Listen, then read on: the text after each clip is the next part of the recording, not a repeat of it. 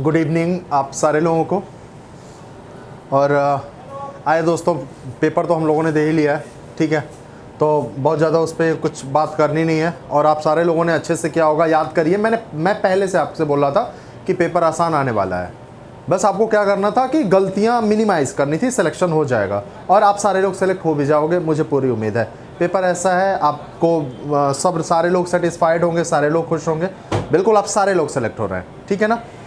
आ जाइए, हम लोग क्वेश्चन एक बार डिस्कस कर लें। सारे के सारे बायो के क्वेश्चन मैं आपके सामने डिस्कस करूँगा, ठीक है, स्लॉट में, क्योंकि एक साथ सारे क्वेश्चन नहीं हो पाएंगे, क्योंकि वीडियो नहीं जाएगा आपके पास इतना बड़ा, तो छोटा छोटा वीडियो बना के मैं आपको भेज रहा हूँ। सबसे पहले आ जाइए, transverse section of a plant, ये पहला क्वेश्चन है जो मुझे बायो का पेपर मिला। इसमें 46 नंबर का क्वेश्चन है। ये इस पेपर में ये 46 नंबर का क्वेश्चन है। कोड मुझे नहीं पता है और ये पेपर मुझे मिला है। Large number of the transverse section of a plant shows following anatomical feature है। Transverse section of a plant. आप एक काम करिए, पेपर निकाल के बैठ जाइए, मैं पूरा क्वेश्चन लिखूंगा, टाइम काफ़ी ज़्यादा लगेगा। देखिए, ट्रांसवर्स सेक्शन किया गया है प्लांट का और वो पूछ रहा है कि इसमें से किसका कैरेक्टर है। सबसे पहला लिखा हुआ है large number of scattered vascular bundle. तुरंत यहीं आपको रुक जाना था, तुरंत पहले ही पे रुक जाना था और डाइकाट वाले दोनों ऑप्शन को कट कर देना था पहले से। एलिमिनेशन आपको सीखना चाहिए था। जिन लोगों के क्वेश्चन गलत हुए उनकी बात, हालांकि मैं आपको पढ़ाया हूँ, ये आप कोई भी नहीं बोल सकता। मैंने अभी क्रैश कोर्स में ये क्वेश्चन आपको बताया था, यही सेम सारा कुछ। स्कैटर्ड वैस्कुलर बंडल तो आपको सीधे सीधे मोनोकॉट हो गया। उसके बाद large conspicuous parenchymatous ground tissue, ठीक है। Vascular bundle conjoint and closed, तो कंजॉइंट एंड क्लोज्ड है, मतलब आपको समझ में आ गया कि एक तो ये मोनोकॉट है, फ्लोएम पैरेन्काइमा एब्सेंट हो गया, मतलब ये मोनोकॉट स्टेम की बात हो रही है, ठीक है ना। तो आपका ऑप्शन हो जाएगा सेकंड, तो 46 का सेकंड मोनोकॉट स्टेम आंसर हो जाएगा, मोनोकॉट स्टेम, ठीक है, ये पहला। उसके बाद देखिए, विच of the following would help in prevention of diuresis. 47, diuresis को कौन बचाता है? डायूरेसिस को कौन बचाएगा? देखिए क्वेश्चन क्या है, विच of the following would help in prevention of diuresis, मतलब डायूरेसिस को कौन बचाएगा, मतलब एडीएच जो निकलवाएगा, यही ना, जो एडीएच निकलवाएगा। तो पहला ऑप्शन देखिए, prevention of diuresis, prevention of diuresis, मतलब आपको इतना ध्यान देना है कि डायूरेसिस ना होने पाए, वो बचाना है। अब देखिए पहला क्या लिखा हुआ है, decrease in secretion of renin by JG cell. अब अगर जेजी सेल से रेनिन नहीं निकलेगा, जेजी सेल से रेनिन नहीं निकलेगा, तो आपको पता है ना क्या होने वाला है, रास सिस्टम नहीं चलने वाला है। रेनिन, एंजियोटेंसिन, एल्डोस्टेरॉन सिस्टम ये नहीं चलने वाला है। और अगर आपका एंजियोटेंसिन ये सारी चीज़ें नहीं निकलने वाली हैं तो एडीएच भी आगे चल के नहीं निकलने वाला है। तो एडीएच तो decrease in secretion of renin, more water reabsorption due to under secretion of ADH. Under secretion मतलब कम सिक्रीशन ऑफ एडीएच, तो मोर वाटर रीएब्जॉर्प्शन। अगर एडीएच कम निकलेगा तो मोर वाटर रीएब्जॉर्प्शन नहीं होगा। Reabsorption of Na+ and water from renal tubule due to aldosterone, reabsorption of Na+ and water from renal tubule. Atrial natriuretic factor causes vasoconstriction. अब देखिए ANF क्या करता है, डायूरेसिस को प्रिवेंट करता है, ये क्वेश्चन क्या है। अब देखिए हमें क्या करना है, reabsorption of Na+ and water from renal tubule due to aldosterone, ठीक है। तो देखिए Na+ का रीएब्जॉर्प्शन एंड वाटर, ये क्वेश्चन। और आपका एक प्रॉब्लम यहां पे आ रही होगी एएनएफ में। एएनएफ क्या करता है, एएनएफ वैसोकॉन्स्ट्रिक्शन करता है। अगर वैसोकॉन्स्ट्रिक्टर करेगा एएनएफ, पूरी बात समझिएगा, एएनएफ वैसोकॉन्स्ट्रिक्टर करेगा कॉन्स्ट्रिक्शन तो ब्लड प्रेशर बढ़ेगा, ठीक है। अगर ब्लड प्रेशर बढ़ेगा तो फिल्ट्रेशन बढ़ जाएगा, फिल्ट्रेशन बढ़ जाएगा, समझ में आ रही है ना बात, फिल्ट्रेशन बढ़ जाएगा। वो क्या करता है, रास का चेक है वो। तो reabsorption of Na+ and water from renal tubule due to aldosterone, अगर मेरे हिसाब से इसका आंसर जाना चाहिए, मेरे हिसाब से तो थर्ड जाना चाहिए, 47 का थर्ड जाना चाहिए। हालांकि बहुत करेक्ट आंसर नहीं है, लेकिन 47 का थर्ड जाना चाहिए मेरे हिसाब से। Reabsorption of Na+ and water from renal tubule due to aldosterone, ठीक है। चलिए उसके बाद, which of the following statement is not correct. Genetically engineered insulin is produced in E. Coli, ठीक है। In man insulin is synthesised as pro insulin, ठीक। The pro insulin has an extra peptide called C peptide, बात बिल्कुल सही है। The functional insulin has A and B chain link together by hydrogen bond, ये बात गलत है। 48 में वो उसके इंसुलिन के बारे में दिया हुआ है, इंसुलिन के बारे में सारी बातें हैं। 48 क्वेश्चन 48 दिया हुआ है, following statement is not correct, not correct पूछा हुआ है। पहला ऑप्शन है genetically engineered insulin is produced in E coli, in man insulin is synthesised as pro insulin, बात बिल्कुल सही है।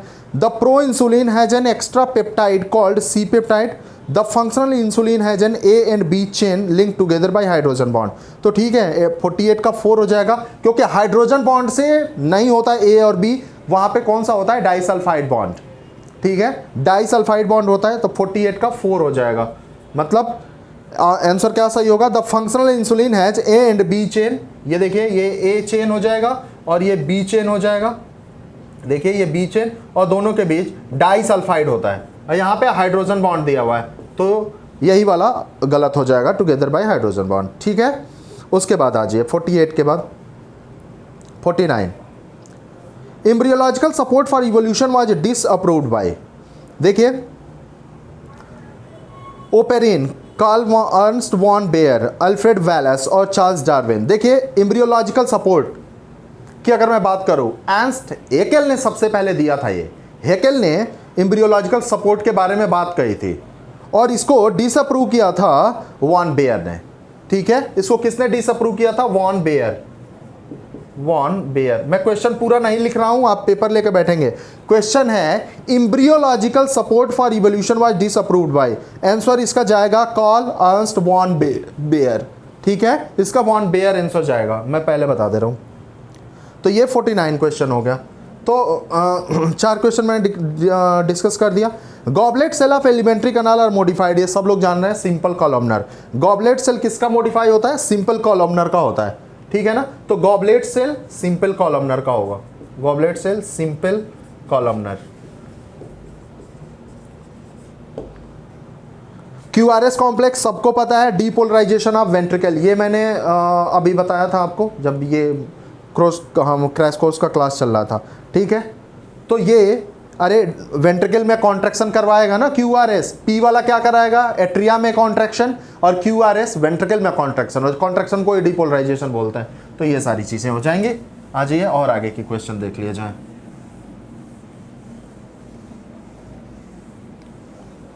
आ जाइए कुछ और क्वेश्चन देख लेते हैं।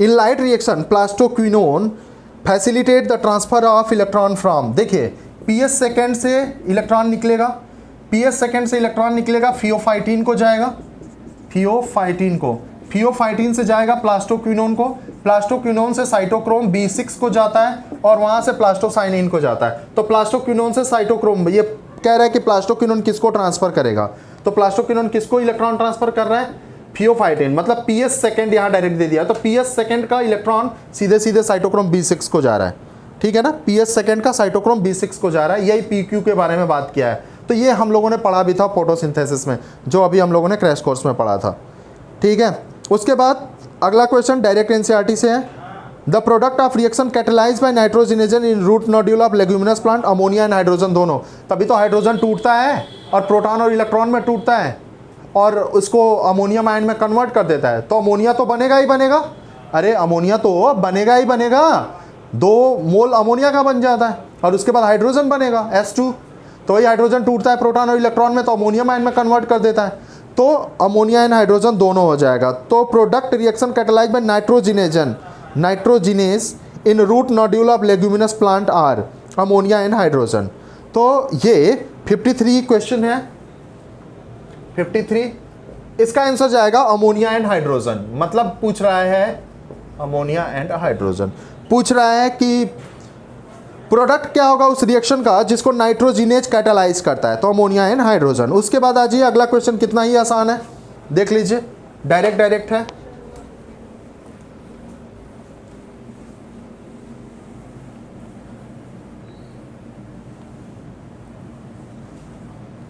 आ जाइए क्वेश्चन आप मिलाते रहिए धड़ाधड़।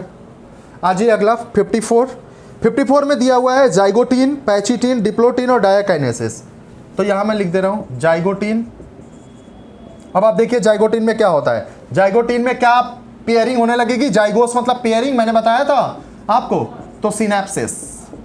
और आप जरा मुझे बताइएगा ऑनेस्टली, अगर ऑनेस्टली बताइएगा क्या नोट से बाहर भी आपको क्वेश्चन मिल रहे हैं, बताइएगा क्या नोट से बाहर भी आपको क्वेश्चन मिल रहे हैं।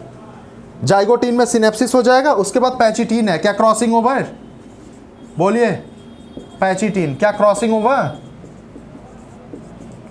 क्या क्रॉसिंग ओवर हो जाएगा। फिर डिप्लोटीन, कियाज्मेटा फॉर्मेशन, डिप्लोटीन में क्या होगा, कियाज्मेटा बनेगा, ये मैं आंसर लिख रहा हूं। और डायाकाइनेसिस में टर्मिनलाइजेशन हो जाएगा, डायाकाइनेसिस में टर्मिनलाइजेशन हो जाएगा, डायाकाइनेसिस में टर्मिनलाइजेशन हो जाएगा।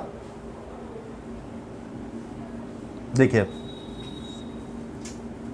Zygotene synapsis, pachytene crossing over, diplotene chiasmata और डायाकाइनेसिस टर्मिनलाइजेशन, इसका आंसर चला जाएगा थर्ड। जिन लोगों के पास ये पेपर हो और अगर मिल रहा हो तो, मतलब इसमें जो मैचिंग का है ये क्वेश्चन, तो जाइगोटीन के सामने आप मैच करा लीजिएगा, जाइगोटीन के सामने आपका चला जाएगा कौन सा, सिनेप्सिस, जाइगोटीन के सामने सिनेप्सिस चला जाएगा, उसके बाद pachytene crossing over, diplotene कियाज्मेटा, डायाकाइनेसिस terminalisation, ये आप मिला लीजिएगा। तो आपका कितना क्वेश्चन मैंने डिस्कस कर दिया, लगभग 3-3-6 लगभग 10 क्वेश्चन के करीब मैंने आपको डिस्कस कर दिया। ठीक है, नेक्स्ट स्लॉट में 10 क्वेश्चन और मैं लेके आ रहा हूँ जस्ट थोड़ी देर में, क्योंकि वीडियो बड़ा हो जाएगा तो एक साथ हम लोग बहुत ज़्यादा वीडियो नहीं बना सकते बहुत बड़ा। ठीक है, छोटा छोटा वीडियो आपके पास जा रहा है, आप मैच कराते रहिए। Okay, thank you. कौन सा आपके यहाँ कौन सा मतलब था?